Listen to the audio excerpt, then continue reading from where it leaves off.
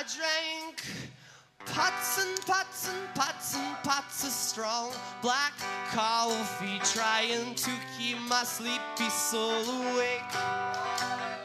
But the sleepiness still comes along, and when it does, it's fast and strong. I end up with a bad case of the shakes.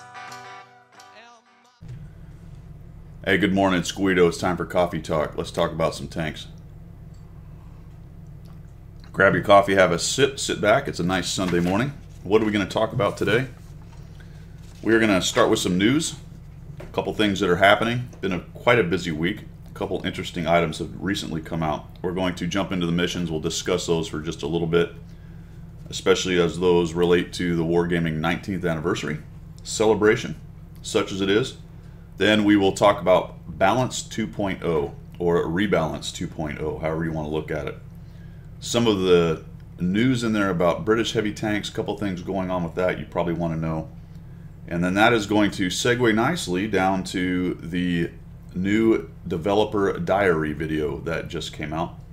We're going to break that down a little bit because I think there are some very interesting things to take from that, especially regarding their balance efforts and some of the things they aren't doing as far as their balance efforts go.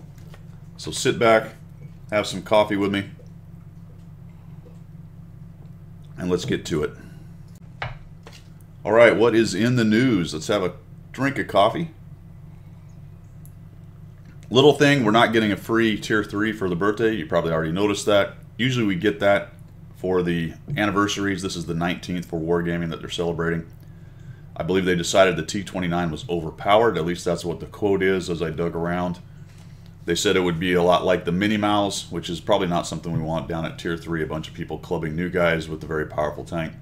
Why they didn't just adjust it a little bit, I don't know. This actually plays into the rest of what I'm going to talk about, especially when we get down to balance. So just remember that thought, why they didn't just adjust it a little bit. As far as the rest of the news, and this is the biggest piece of news, is the servers are going to merge. So we've got an East server and a West server. East server, somewhere around 15 to 20 usually. West server, I would say 5 to 10 is what I am seeing. Sometimes less, sometimes a little bit more. And North American server populations have been decreasing a little bit over time. So let's talk about the history about this a little bit. You might wonder why there are two servers based on those numbers for a large MMO like this. And when they split the servers, or when they put the two different servers in, the game was growing quite a bit, especially in Russia and Europe. And it was starting to take off in North America. This is probably 3 years ago or so, I'd say. And while it was starting to take off, it never really got the rocket booster going and launched. Now, the server populations were larger in the past. You can take a look at the history and the numbers. But I think they really expected that their game would do a lot better in North America than it did. And like all games that get long in the tooth, you start to lose customers along the way and things get less and less on the servers. So that's kind of the why we have two. And I think it's probably long overdue that they bring the servers together. There's not a lot of details. It's Meathead Militia said central server. Everyone's assuming it's going to go into the Midwest somewhere. Unknown where that's going to be. Are they going to try to move it closer to South America? That may be a player as well, because they are growing a little bit down there. There's always a lot of calls for a South American server. I don't think that's going to happen. I mean, North America and South America is playing on the same server, and you see the numbers that we've got. So there's really no call for, at this point, a South American server as far as I'm concerned. So the result, obviously, here is that we're going to get a centralized server. That's probably going to reduce some ping for guys on the East Coast and the West Coast. People in the center of the country may like it a little bit more. That doesn't necessarily follow. It just depends on where the server is, what the connection speeds are, how good the server farm or whoever it is they're going to contract this out. There's a lot of details there. So for someone like me down in Florida, probably not going to change a whole bunch. But for other people, it may change it a little bit. Right now I can play on the West or the East and it doesn't bother me too much, although the West does have a higher ping. So that is interesting news. It can be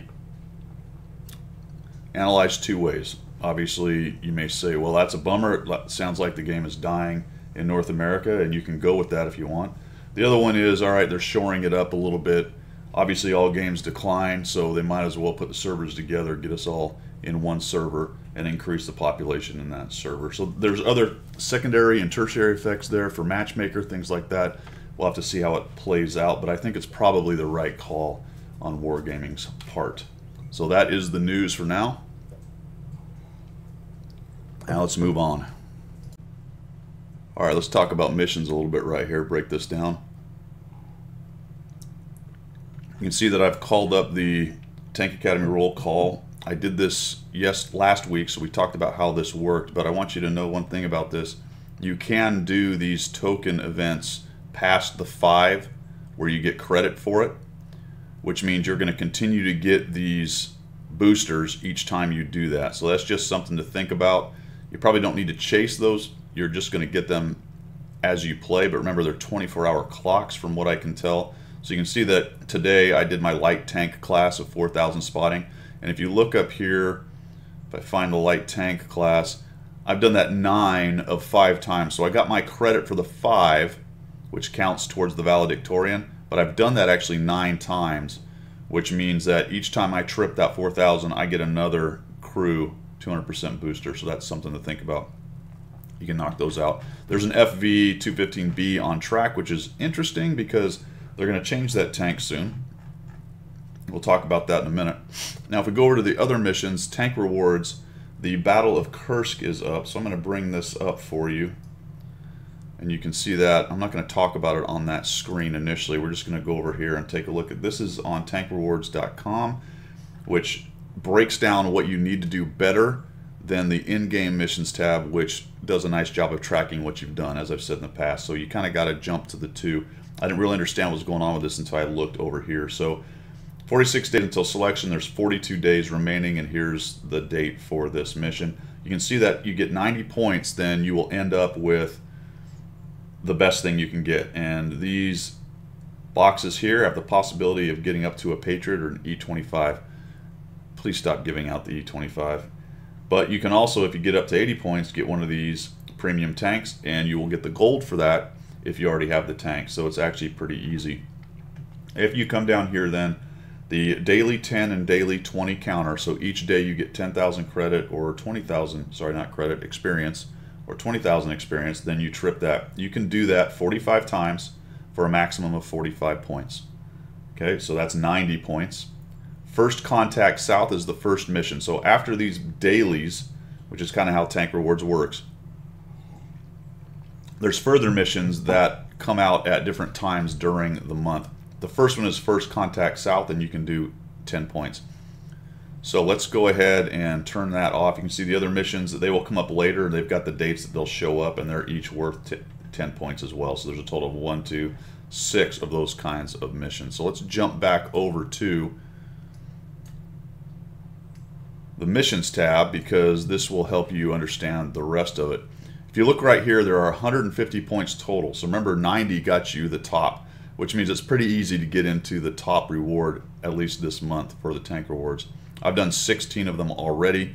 First Contact South is done. I've got my 10 of 10 completed right there. So now I'm waiting for the next mission to come up next week or Monday or whenever it is it trips.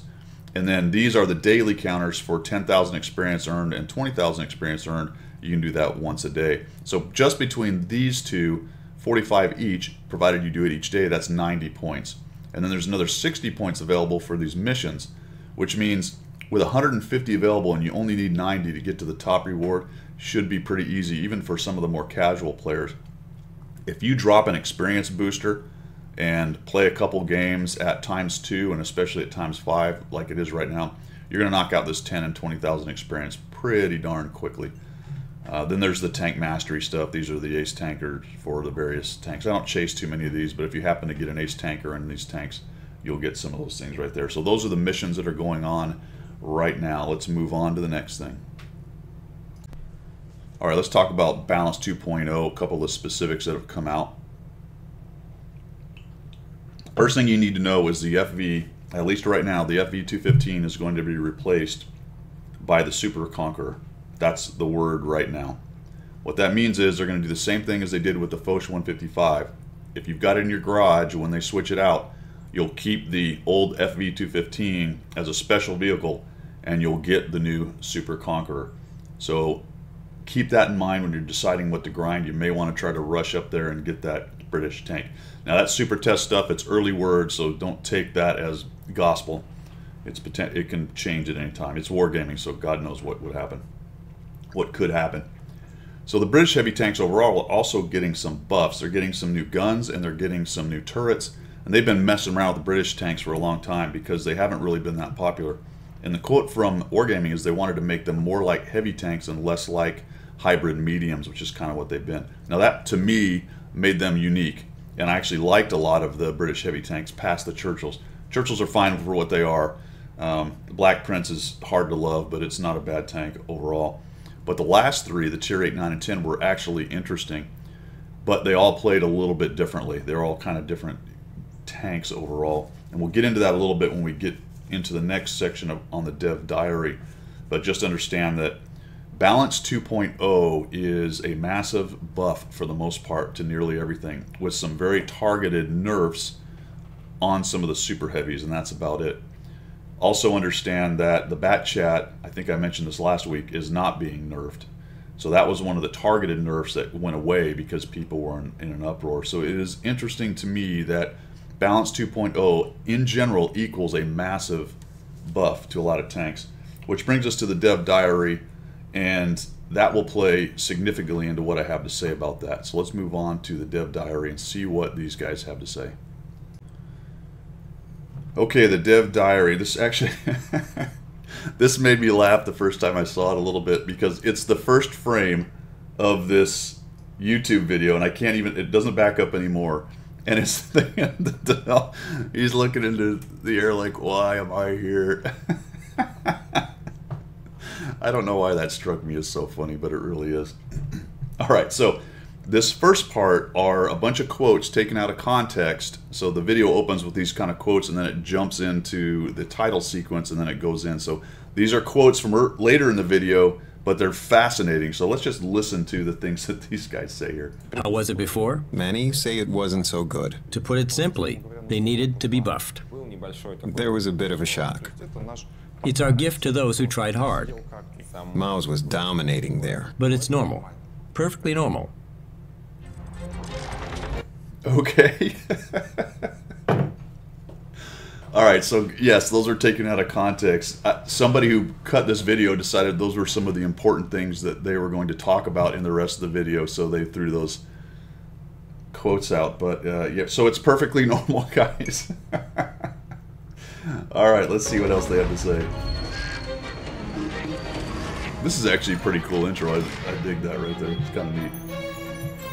Last year, in December, during WG Fest, we announced a large number of changes and modifications. Obviously, one of the hottest topics was the rebalancing of Soviet vehicles.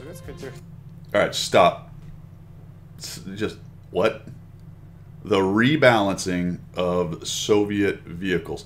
Raise your hand if you think that Soviet vehicles had a real balance problem, other than potentially being some of the better vehicles in the game.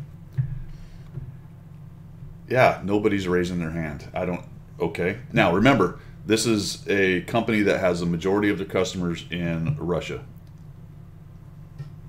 Many problems and facts accumulated.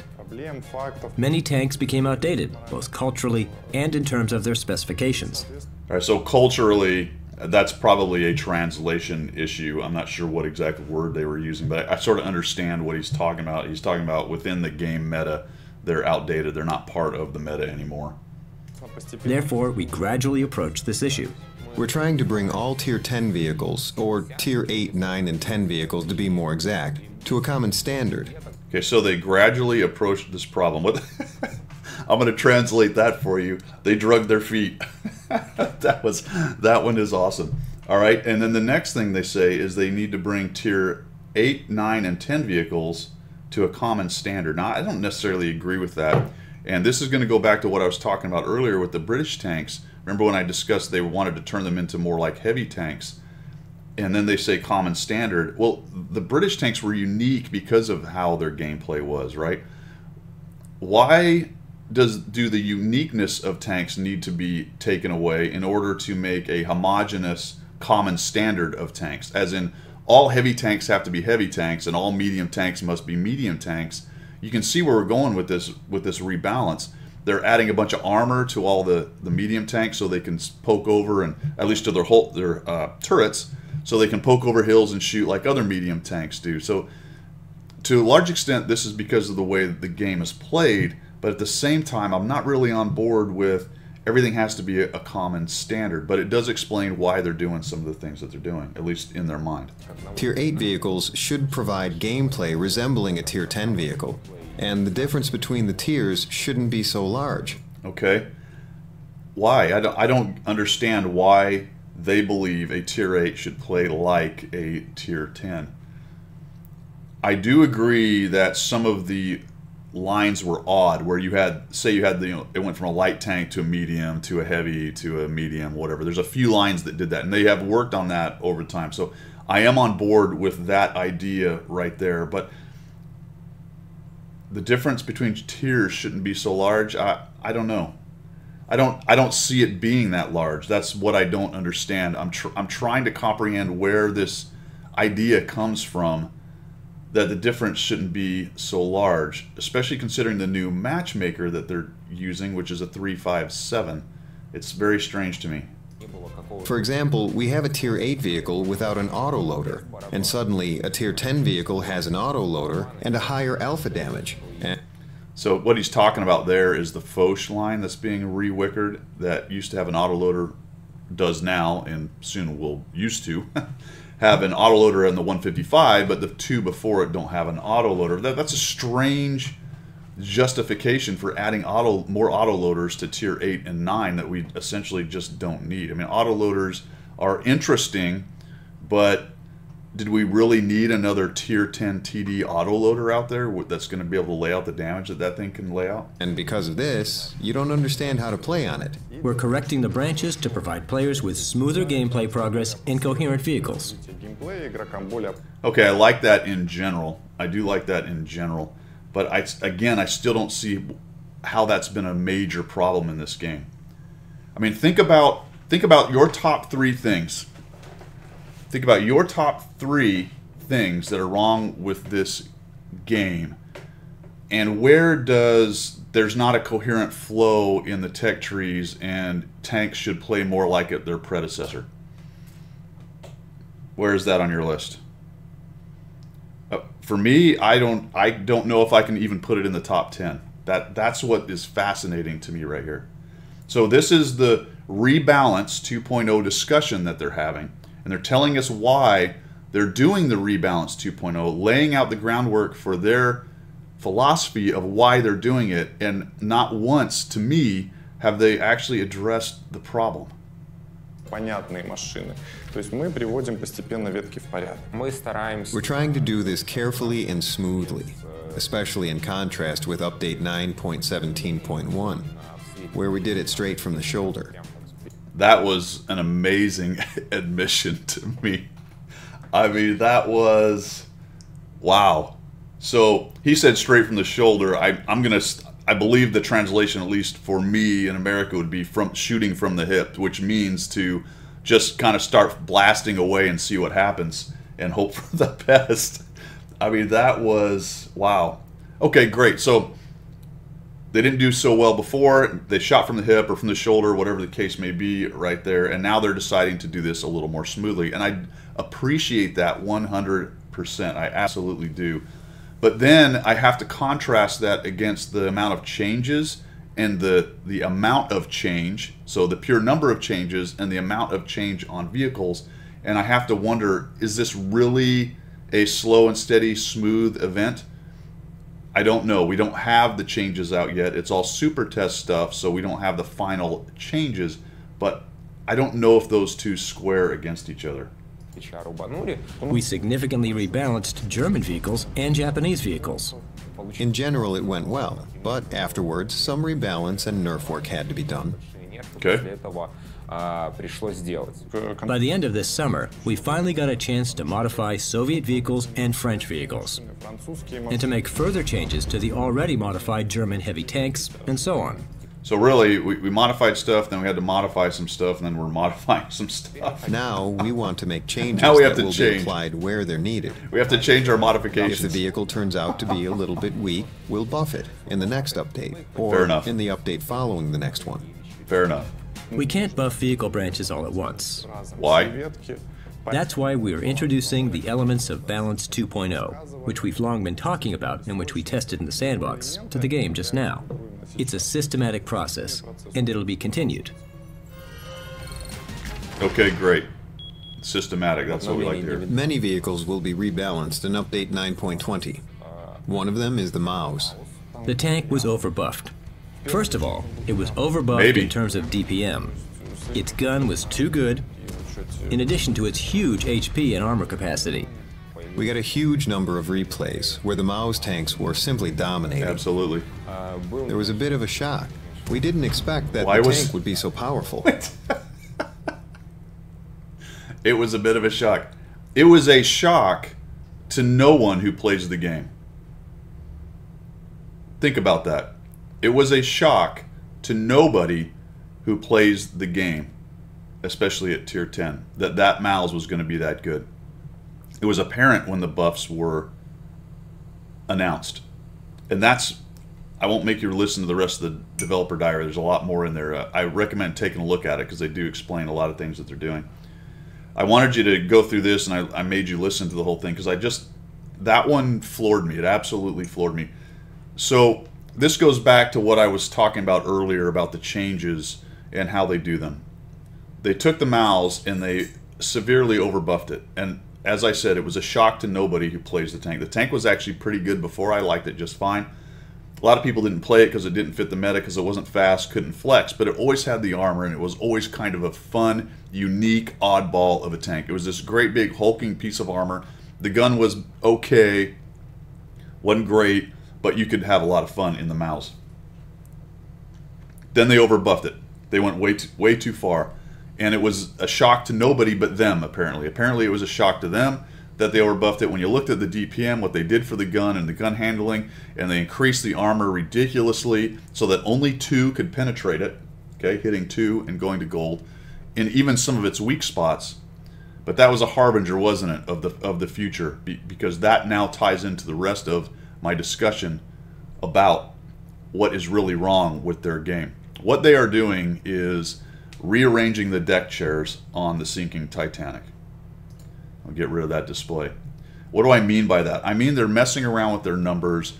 They're buffing things up to a certain standard. And the question then becomes, what is the standard that they're buffing it up to? What have they been balancing their game against from in the past? I always assumed it was they balanced their game for their standard AP rounds, or whatever standard round that the tank carried. That's where they did their balance work, looking at pen and armor. And number 2, the gold round, was just something that was kind of a periphery, and it wasn't significant enough to balance the tank around the gold round, because not enough gold rounds were being flung down range. And I think that was true quite a long time ago when they first started doing this. And I think for a long time they continued that balance effort, and then slowly but surely they started bringing in the gold round calculations and ideas, and that's where we get some of those crazy buffs.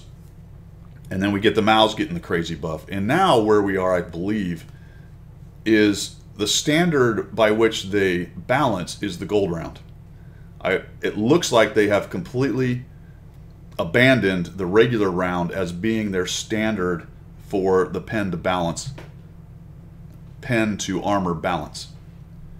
So you get a bunch of armor buffs to nearly everything in the game, especially at tier 8 to 10, which is where 2.0 seems to be aimed in general. Which then, of course, brings me to what is their actual issue with balance is the gold round, and more specifically, proliferation of the gold round. Just having gold rounds with better pen in the game doesn't necessarily unbalance your game right away. What does unbalance it is when everyone is flinging it easily and all the time. Because what you have is a situation where you have 2 significantly different pen values, and you can't change your armor depending on which ammo you're facing. You can change your ammo, though, depending on which armor you're facing, and that's for every tank.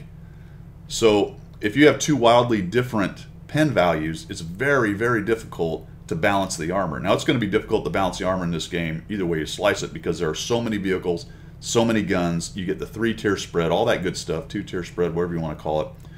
So that makes it difficult right off the bat. But if you then add in the variable of a 280 pen round or a 210 pen round in the same vehicle, holy cow. And of course the problem then being that it's proliferated. It's too easy to use gold. Everyone just presses 2, and then you get a situation like we had with the Maus, where they overbuff it, but everyone just continues to hit 2 anyway. I mean, it's insanity. So anyway, 2.0, bottom line, lots of buffs, not addressing the issue, which is, of course, proliferation of gold rounds. And for whatever reason, they refuse to either talk about it or do something about it. It would be fascinating, actually, to discuss with one of them what the deal is with the gold round. And my assumption is, at the end of the day, that it is part of their integral, or at least they believe it to be an integral part of their monetization scheme. And so there's no way they're going to get rid of it, because at this point it appears to be a sacred cow, something which they are not willing to talk about or change or discuss. So we get this dog chasing its tail event of continual buffs and nerfs and over buffs and over nerfs and yada yada. So there you go. That is the dev diary. There's more to it, more explanations about what's going on, but I thought once we got to that point, we'd really seen enough and pretty much understand exactly what's going on here. We'll have another drink of coffee. We'll wrap this thing up. All right, guys, that is it for Coffee Talk for the week. As always, thank you for your support. Make sure you like, follow, subscribe, whatever the case may be. We talked about the news out there, the server merger being the big thing. We talked about the no free tank, got into the missions a little bit. Have fun with those. It's actually a pretty good deal this week, or this month, not week. Balance 2.0, some of the specifics that you want to be tracking on that, especially the whole FV thing. Keep an eye on that, and I will keep an eye on it for you as well. If I find out that it's actually, no kidding, going to happen, I will make sure that I mention it in a Coffee Talk. The major buff all around with 2.0, and then a long discussion on the dev diary and how I see that, and the idea that they really aren't addressing the actual issue that they have in the game, at least one of the major issues they have in the game. And it's really just an exercise of rearranging the deck chairs on a sinking ship. Well, I hope you like what you saw, guys. Enjoyed it, and we will see you.